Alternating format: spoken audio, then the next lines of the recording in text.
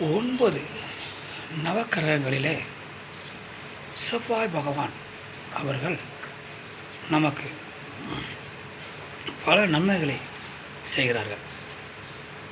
ஒன்று, உறவுகள், நமது இரத்த சம்பந்தப்பட்ட உறவுகள் நமக்கு நல்ல பலன்களை செய்யவும் அவர்கள் நம்மோடு ஒற்றுமையாக இருக்கவும் இந்த செவ்வாய் பகவானுடைய அனுக்கிரகம் நமக்கு தேவைப்படுகிறது.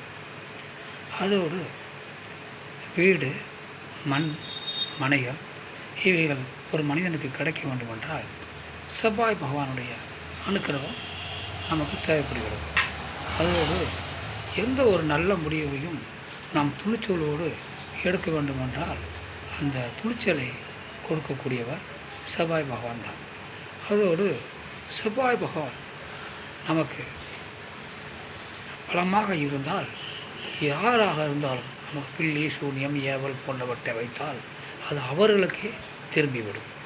அந்த அளவுக்கு செவ்வாய் பகவான் நமக்கு நன்மை செய்வார். அதோடு ஒரு மனிதன் ஆட்சியில், அதிகாரத்தில், அரசியலில் செல்வ செழிப்போடு கௌரவமாக இருக்க வேண்டுமென்றால் அதற்கும் செவ்வாய் பகவான் நமக்கு பேருதவியாக இருக்கிறார். அப்படிப்பட்ட செவ்வாய் பகவான் நமக்கு வலுவாக இருக்க வேண்டுமென்றால் அவரது காயத்ரி மந்திரத்தை நாம் தினசரி 21 முறை சொன்னால் அந்த செவ்வாய் பகவான் நமக்கு வலுவான நிலையில் இருப்பார்.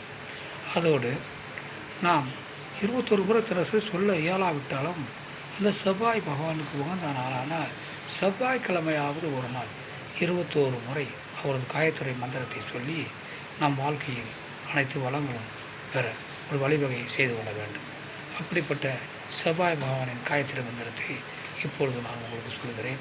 நீங்களும் உங்களுக்கு நேரம் கிடைக்கும் போதெல்லாம் அதை 21 முறை சொல்லி உங்கள் வாழ்க்கையை நல்ல பலன்களை பெற வேண்டும் என்ற எண்ணத்தில் சொல்கிறேன். அதை நீங்களும் கவனித்துக் கொள்ளுங்கள்.